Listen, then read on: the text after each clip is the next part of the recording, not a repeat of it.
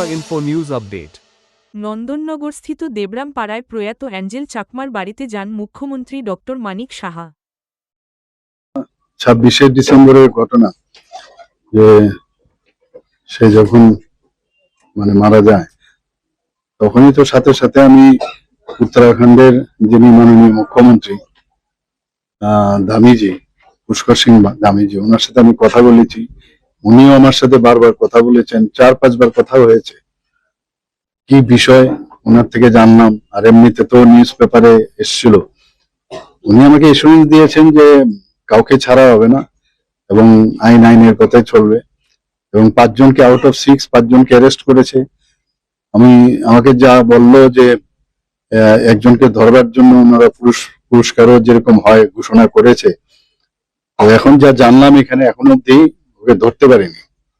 পুলিশের হাত তো লম্বা, ধরতে তো আজকে না হোক ধরবেই ওকে।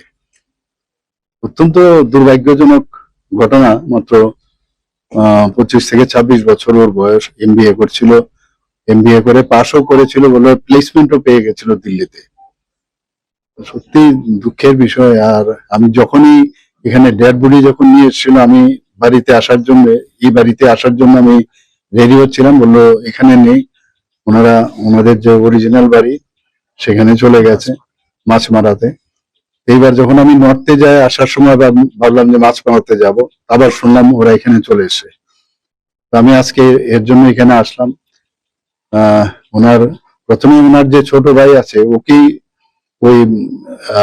ওরা আঘাত করার চেষ্টা করেছিল, আর ওকে বাঁচাতে গিয়ে শেষ পর্যন্ত ওর জীবন গেল আর কি।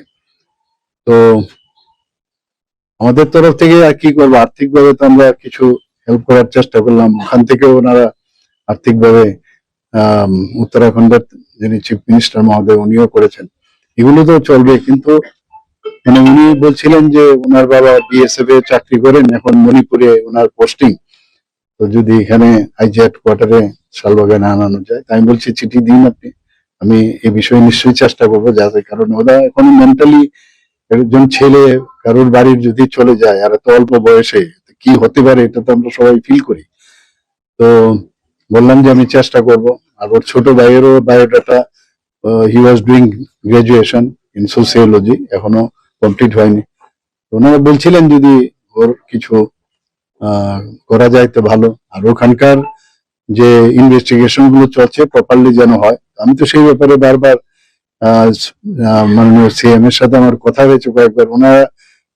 উনি আমাকে কথা দিয়েছেন যে কোনো জায়গার মধ্যে খামতি হবে না, তবুও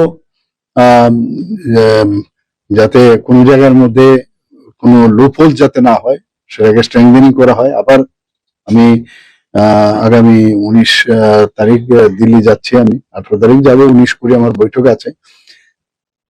তো মাননীয় মুখ্যমন্ত্রীর সাথে দেখা হবে। ওনাকে আমি আরো পুরো ডিটেলস, ওনাদের যা যা ওনারা বলেছেন সেই বিষয়গুলো ওনার গোচরে আনবো। Subscribe to Tripura Info and press the bell icon so that you never miss any latest updates and news on Tripura.